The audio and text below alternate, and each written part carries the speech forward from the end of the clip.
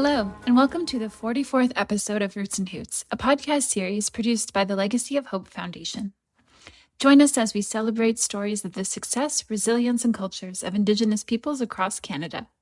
Indigenous community facilitator, survivor, and host Gordon Spence brings you along on the journey as we learn about guests' contributions through art, music, business, politics, education, and community leadership. Indigenous peoples have always affected positive change throughout Canada, and Roots and Hoots aims to create a better understanding of Indigenous peoples and their cultures in order to bridge the path forward on truth and reconciliation in Canada.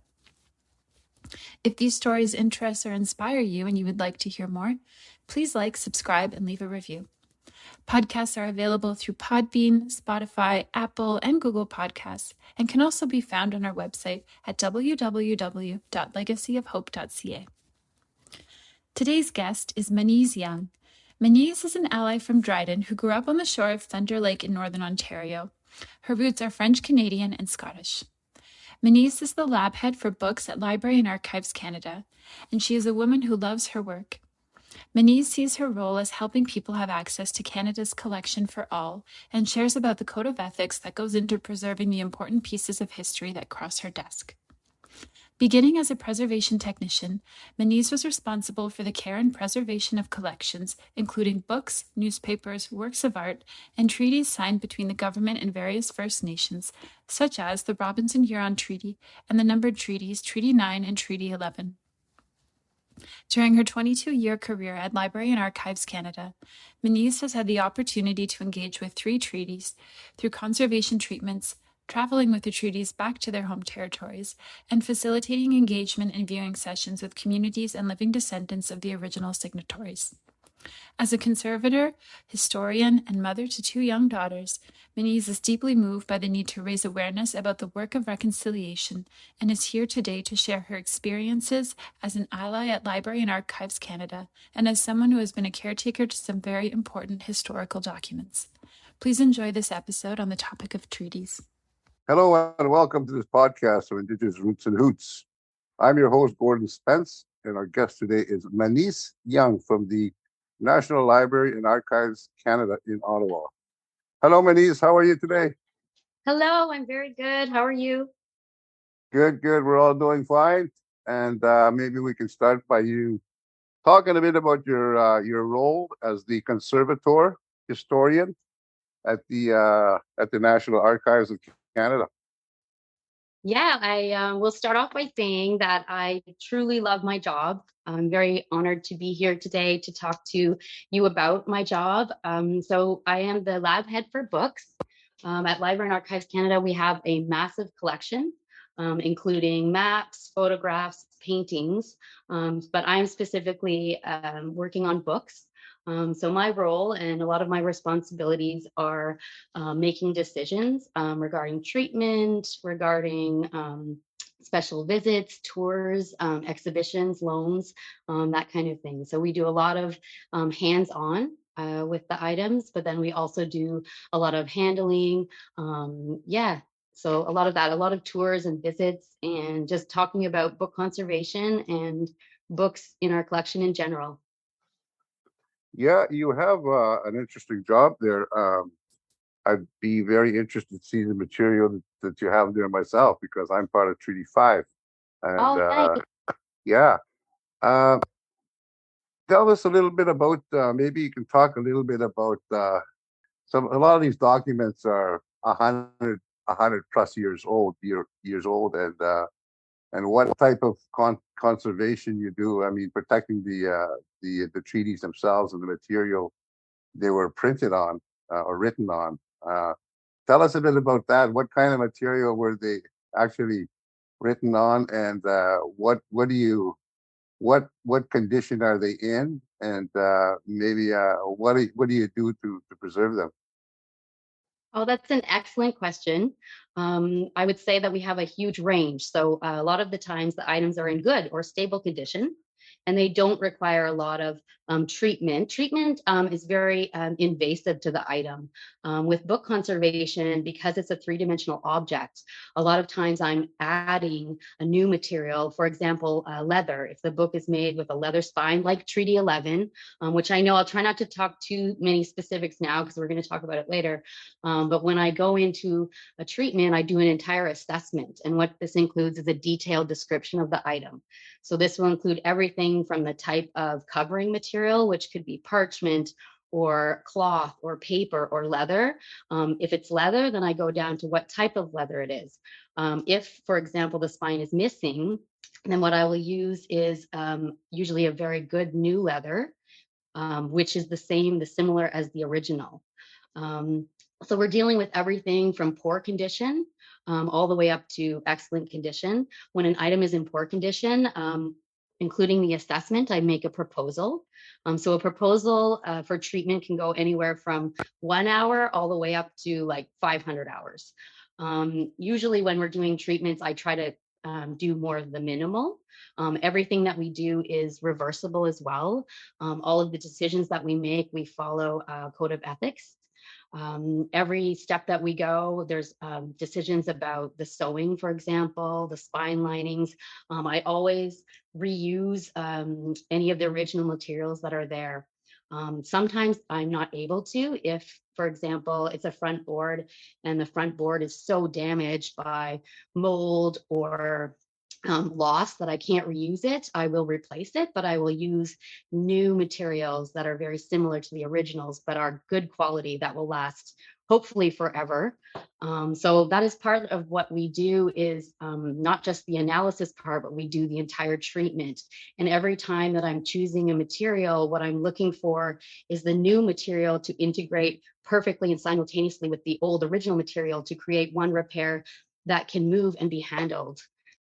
How many treaty documents are there? And I noticed that I think you're responsible for like looking after three documents, three treaty documents. How many are there in total? To be honest, Gordon, I'm not really sure. That's not really part of my job at all. We do have archivists that would know that answer. I would say for us in the conservation team, there's a total of 12 of us. There's only technically one treaty that I know of that's bound, and that was Treaty 11. So that's the one that I worked on myself. And then we all work together on all of them, I would say. Okay. Right now, I know that Treaty 3 is going on display and exhibition up north, I think in Kenora, Ontario, but it's not my project, so I'm not really sure. But I would say from my personal experience, I've had one-on-one experience with 3 of the treaties. The Okay. Robinson-Huron Treaty, which I think was created in 1850, and then Treaty 11, which would have been 1921, and then the Treaty 9, which would have been 1905. What other artifacts do you look after besides the treaties, the documents? Right. Well, we work on everything that's in a bound format. So that could be anything from a large government ledger, which I work on lots of those, but it could also be like a small private journal or a diary. It could also be a rare book. It could be a sketchbook. It could be a large bound volume with lots of newspapers in it. So it's a huge wide range. I love them all. I would say when I first started working for the Library and Archives, I was actually working for the library side. So it was the National Library at the time. And then as we moved along, they decided to amalgamate the Library and Archives together. And what happened with me as a conservator, I was able to work on not just published bound items. I was able to work on treaties, for example, or photograph albums. And what ended up happening with me as a conservator is I created this huge fondness and admiration for items that are one of a kind, unique. Whereas with a published item, they are also beautiful and unique, but you can have multiple copies throughout the world. And often we have more than one copy. So with an original one of a kind item, it's a very special honor to be able to treat this and to be able to handle them and to prepare them for exhibition. Our community, our reserve signed Treaty 5 in 1908. We had a we had a 100-year anniversary in 2000 and 100th anniversary celebration in 2008. And in talking to some people about that treaty, they had actually signed the wrong treaty, and Oh no. they had to send back, or they had one of the agents had to travel back to Split Lake and have them re-sign an addendum to the Treaty 5. So I love that. I don't have any treatment experience or handling experience of Treaty 5, but I will go back and ask about it. I'm curious. yeah, okay. I'm very interested in seeing the actual treaties themselves and the original documents, and that's what we're talking about, right? We're talking Yes, about. you should come and see them. Come and visit anytime. Definitely, I will definitely go there and see Email them. me. Yeah, for sure. Okay, let's talk a little bit about the actual treaty documents that you worked on and that you've traveled with back to the communities. Let's talk a bit about that one. I think well, why don't we start with Treaty 9, and you traveled with the document to the community. I think it was in James Bay area. Go It ahead. was, yes. This was a really special treaty for me because I grew up in Dryden, Ontario, and this was the 100th centenary anniversary of the creation and the signing of this treaty, of Treaty Number 9, and that was in 2005. I had just started as a conservator, so I was about 4 years into my career, and because they knew that I was from Dryden, they asked if I would be interested in going up north and helping with this display and exhibition. And I have this thing in my personality that I just realized recently that I always say yes to everything. So it was a very enlightening experience. It stayed with me forever. It was in Osnaburg at the time. I don't know if the name, there was another name that I saw here, but it was known as Osnaburg. And what happened was there was a huge gathering of people in honor of this 100th year. And I remember Jack Layton was there. There was a lot of people and a lot going on. As a conservator, though, I would say I was very nervous. Well, it was my first time, my first experience traveling for Library and Archives Canada, but I also was nervous about the document itself. Now, Treaty 9 is not a bound item. It's actually written on parchment pieces, and parchment is a material that is fascinating. It is a skin, so it is like leather, but it's treated differently. So afterwards, the process is more of like, it's more white or almost see-through, but it's a very rigid material, and it's easily susceptible to moisture fluctuations and also temperature fluctuations. So what happens is if we manipulate the item in the wrong way, the ink can actually pop off of the parchment. So as a conservator, this is like worst case scenario for me, super high stress. But I would say as a conservator, even now today, my job is to find the balance between access and then preserving the original item. And I love it. I feel like when we got there and we made it and we set them up we had display cases in this beautiful, it was a school with this beautiful atrium and natural light. And anyways, it was a beautiful experience. I think most of the people that came to visit that day will remember. And I feel seeing the original is different than seeing something that is digitized. Right. I do believe in digitization as well for preserving the knowledge and also having access to the items. But seeing an original for me, and I think a lot of people, it's a very different experience. I think that would be really awesome to see the original document treaties that were signed. Be interested to see the people that signed them and the names and how they're written. Now, when you see these documents, these treaty documents, I know a lot of and I know a lot of the people that signed them, the indigenous people that signed them, did not know how to read and write. Uh, Now, do very many of them have their actual signature, or are they more? A lot of them are marked with an X. That is an excellent question. And yeah, a lot of them are marked with an X. It's true. Yeah, Some of them do have signatures, though.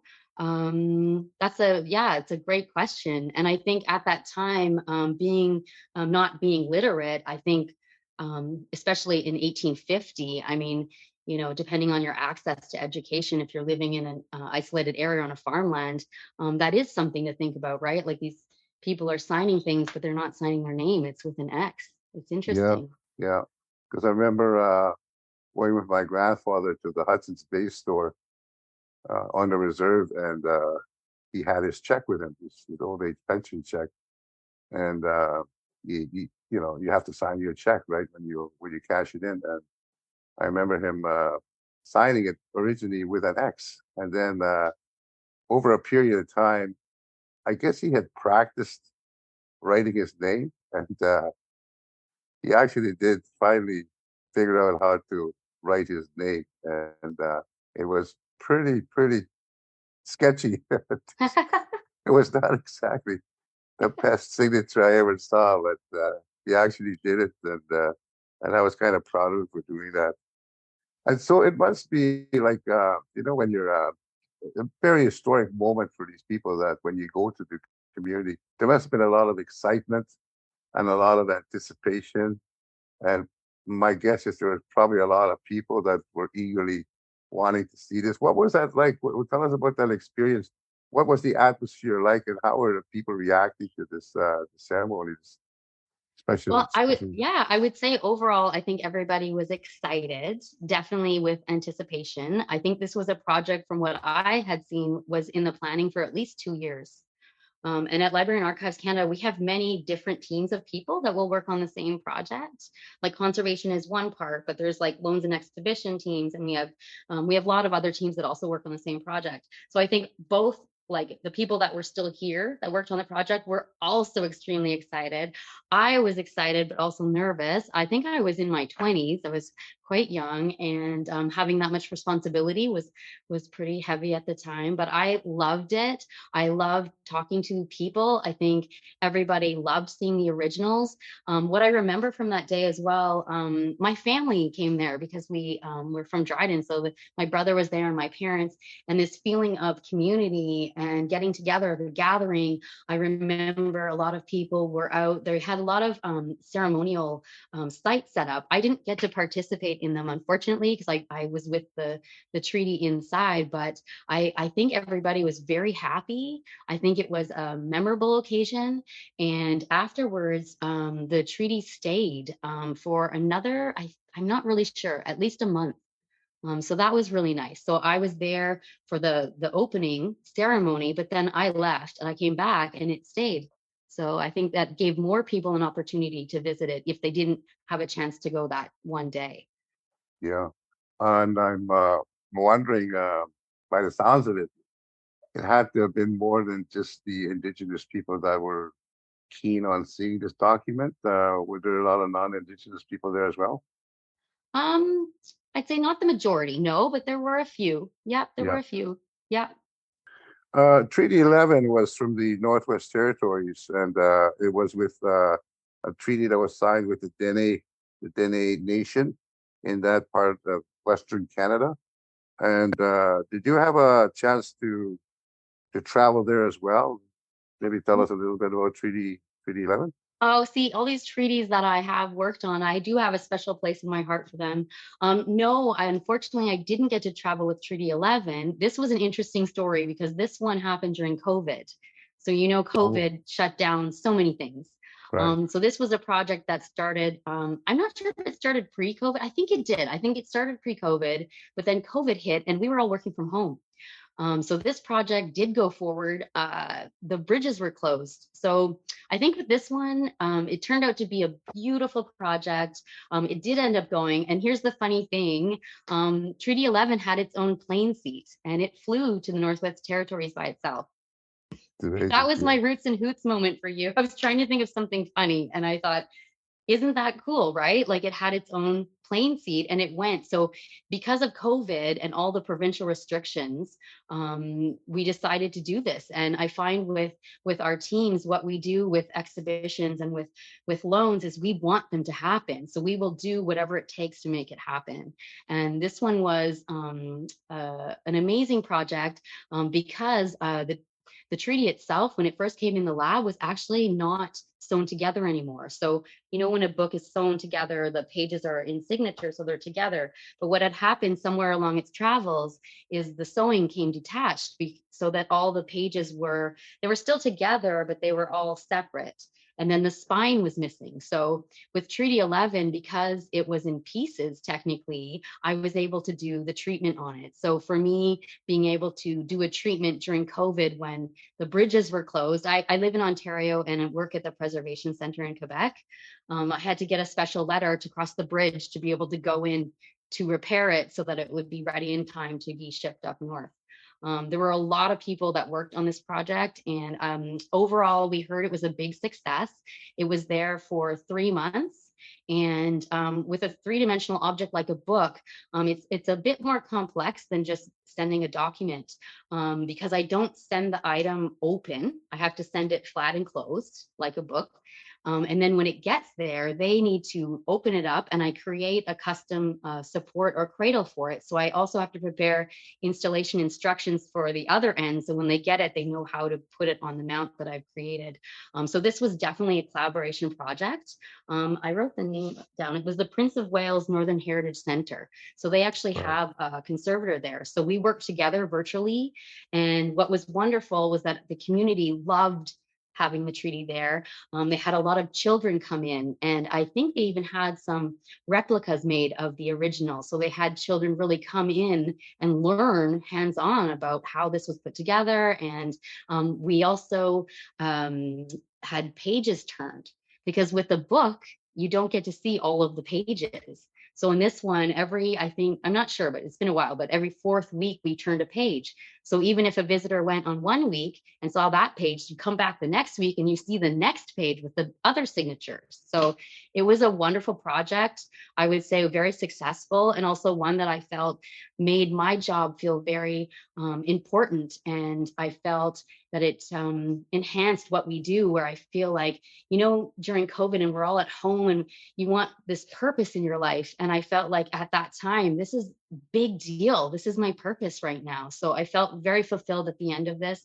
I felt the treatment itself was very complex. So I had to re-sew it together, which is a very challenging process. This one is not parchment, thankfully. It's paper. It's very thick card paper, but still, it was still fragile and quite large. So I had to use a sewing frame and then sew through it. And then I also had to recreate the spine, which was leather. So that was a big treatment. I was really happy with the outcome, and also the exhibition seemed to be a big success.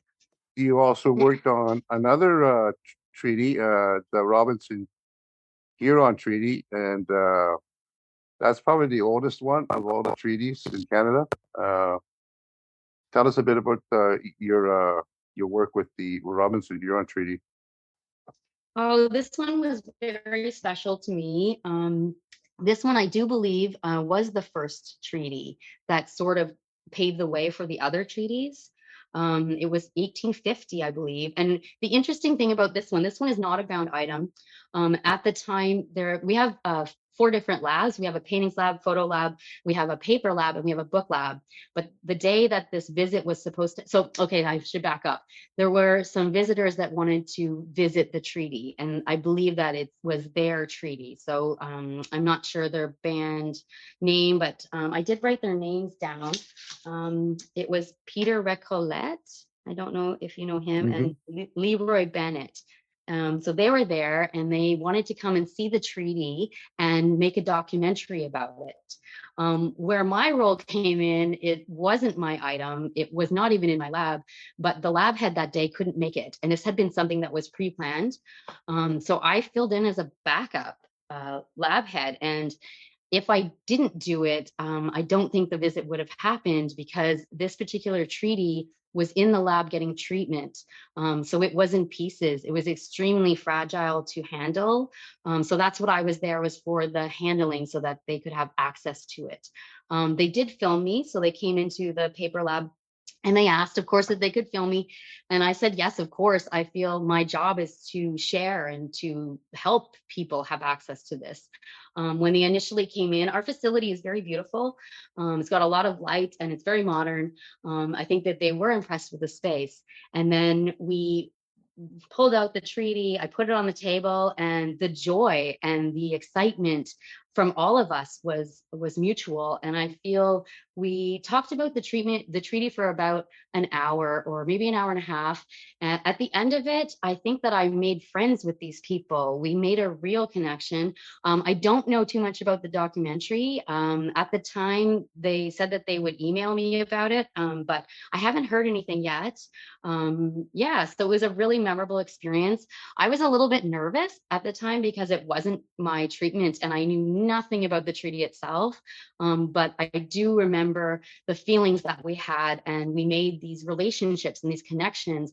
And afterwards, I was wowed. This is going to stay with me for the rest of my life, this visit.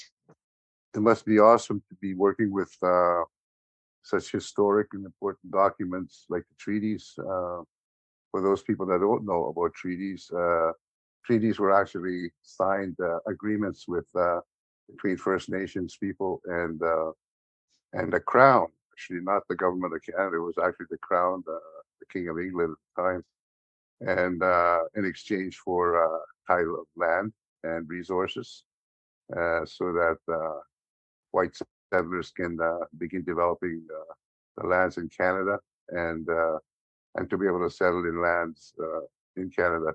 And also partly when this was before the rail line was the CN rail line was being built. I guess they had to go through some reserve lands, and so they had to sign treaties with these First Nations who were actually located on the various routes. So treaties, this part of the regarding treaties, we'll talk about it at another episode.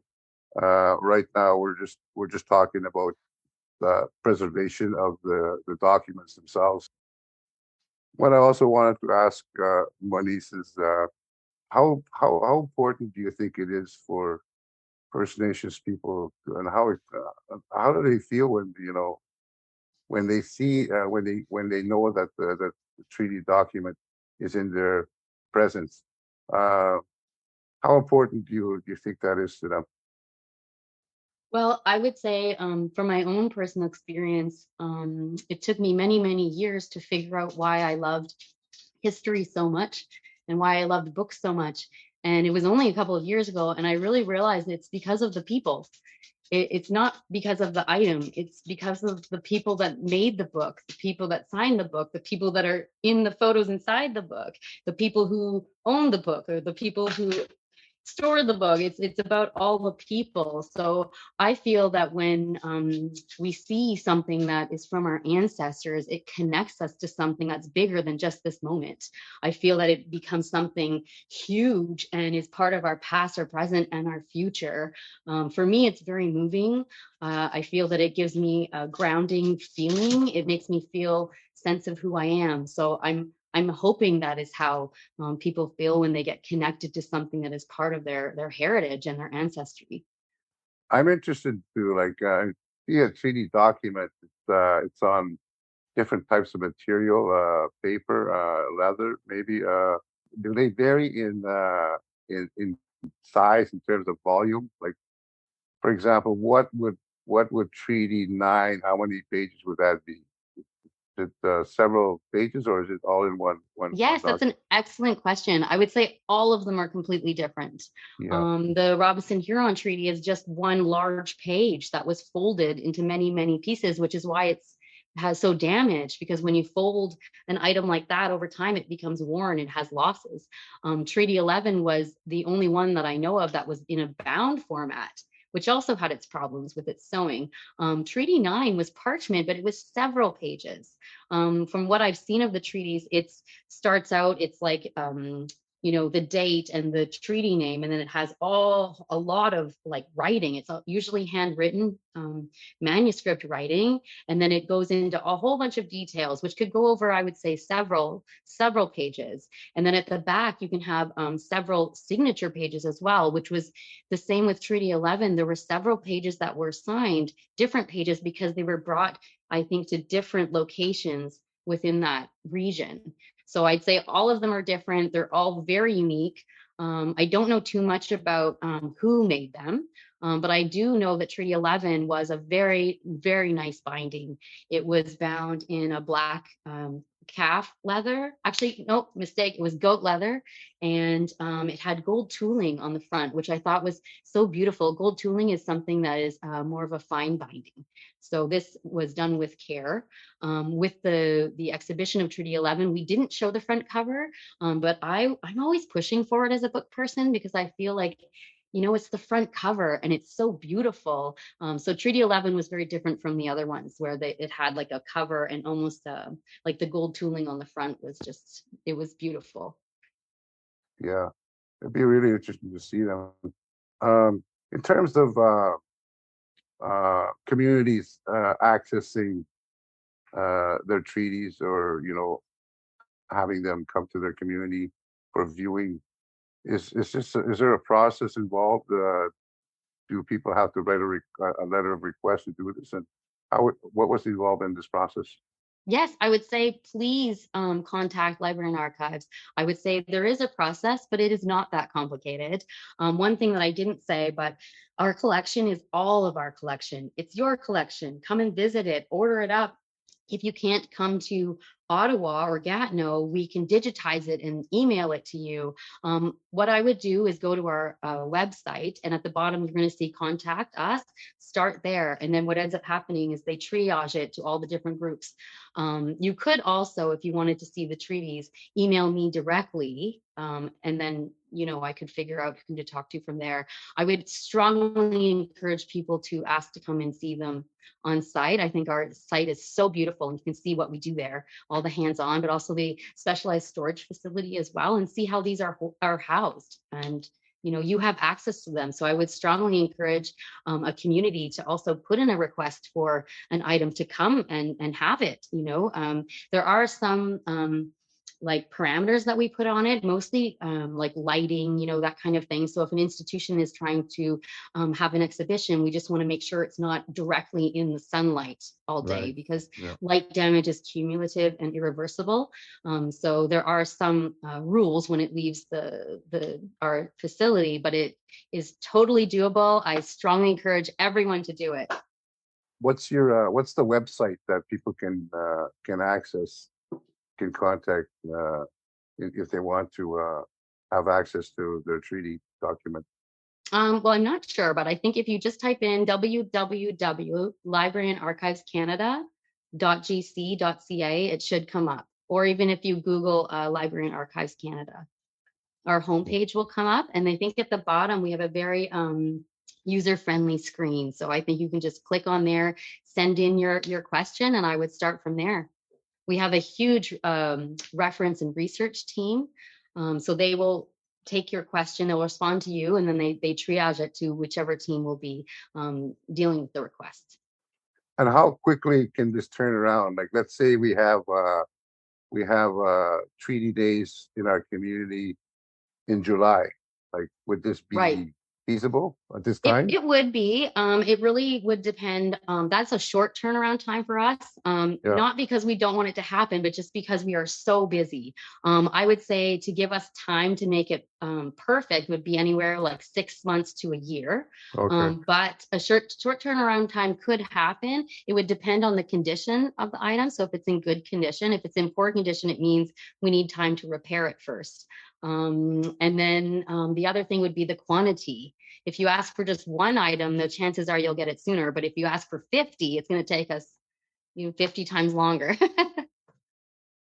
Like, when you say that, do you mean like other documents, other artifacts that would be there from our community, like a particular community, besides the treaty document itself?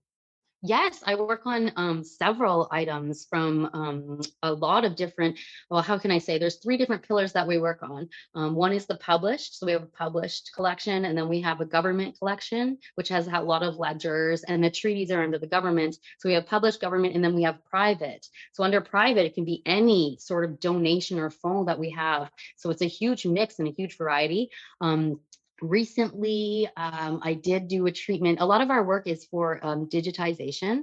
As I mentioned, I do fully support digitization as well, because people are able to access it. If they live in British Columbia, they can see the content, they can virtually see it.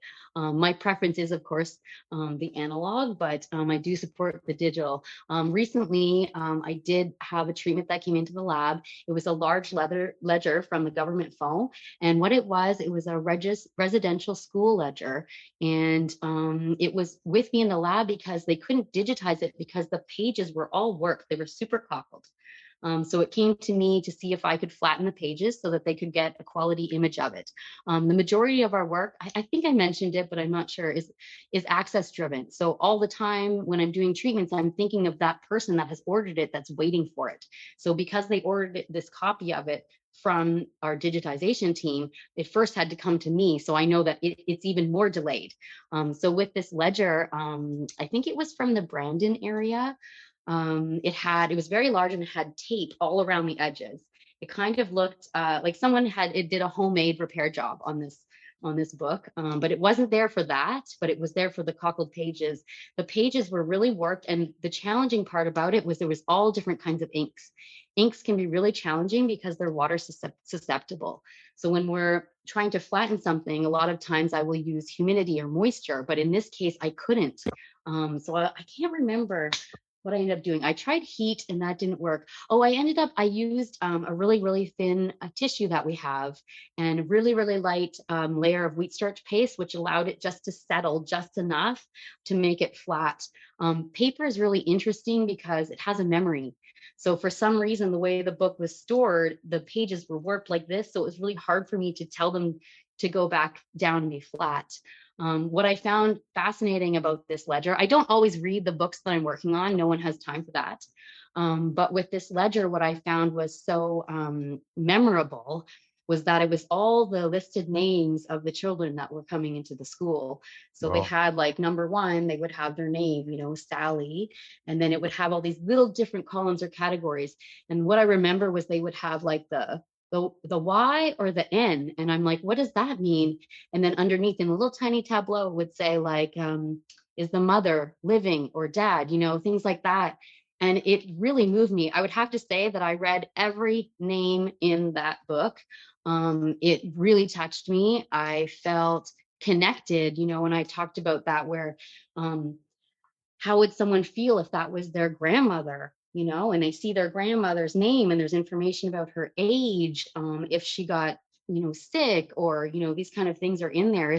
Some of them were happy stories. Some of them would say like, got married, living in, this town nearby, and some of them were more sad stories. Some of them passed away from like tuberculosis and things. And they would be like a 12-year-old girl, so I have a 14-year-old girl and an 11-year-old girl. So, I mean, this connection to this item. And, I was saying earlier how, like, for me, it's not just an item. It's like that person, Right. that person, like who wrote that name in that book, and who was that little girl, Yeah.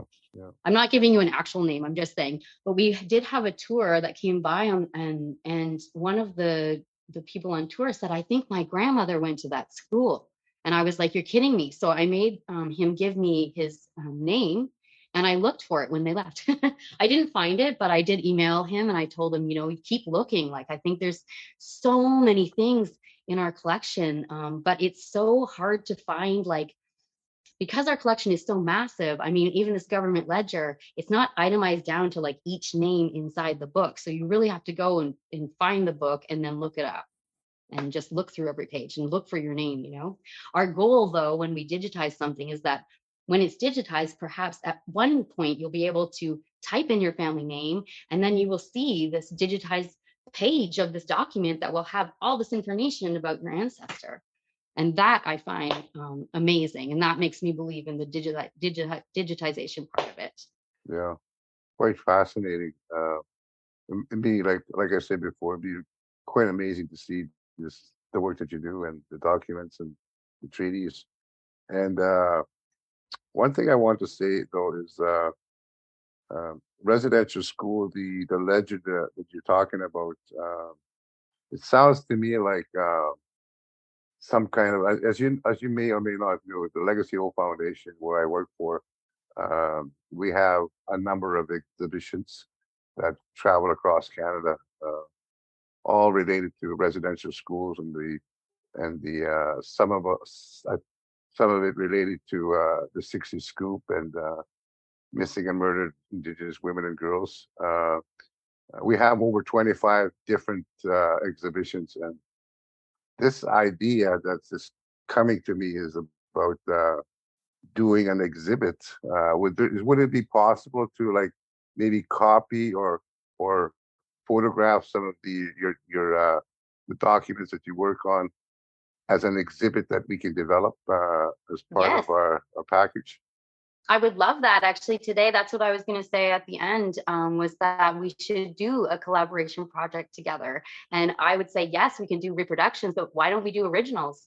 We can get some originals out there and talk about those. They would have to be in an exhibition case and that kind of thing, but I would be more than happy to help facilitate that. I think it would be a wonderful thing to do. Awesome, awesome. So we'll continue to work on that, and it's something I think it'll be fascinating for us to have in our group of exhibitions. Manise, I wanted to ask you a couple more questions before this podcast is over. One of them, one of the things I wanted to talk to you about reconciliation and how you feel about, that's been the buzzword now for some time around Canada since they discovered those burial sites in BC, and the ongoing, as they discover more and more, people are waking up, non-Indigenous people especially are waking up and realizing, the, I almost want to say atrocities that happen to Indigenous people in residential schools, plus other areas, and and people are now talking about reconciliation and wanting to do better, wanting to make our country better, wanting to come to some kind of understanding, whatever reconciliation means. And what are your feelings on this? And how do you feel about when you hear the word reconciliation? What do you think people can do, should do? How do you feel about it? Well, I think it's an amazing question. And it's one that I think I'm going to ask myself for a long time. I felt even last night, I was really thinking about it. I'm like, what does it mean to me? I would say for me, it means having mutual respect for cultures that are perhaps not the same as our own. I would say from my personal experiences, having an open mind, but also being vulnerable. I feel like even today, me talking today, I was quite nervous. I think I'm quite a shy person, but putting ourselves out there and saying, you know what, I don't know this, and learning something new and just being open and having respect. I felt as well the connections that we make, the friendships and the collaborations. I feel like that is something that we can do today, now in 2023, that will create a permanent relationship and hopefully a friendship that will last a lifetime. So that's generally how I feel about the word reconciliation to me. Thank you very much, Manise Young. She's a conservator at the National Library and Archives Canada. I want to thank you on behalf of Legacy Home Foundation for taking the time to talk to us about your important work. Thank you very much. Thank you so much. It was an honor and my absolute pleasure.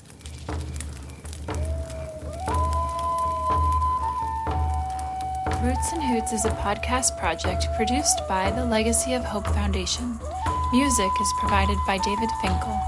For more episodes like this and to learn more about the work we are doing, please visit www.legacyofhope.ca to learn more.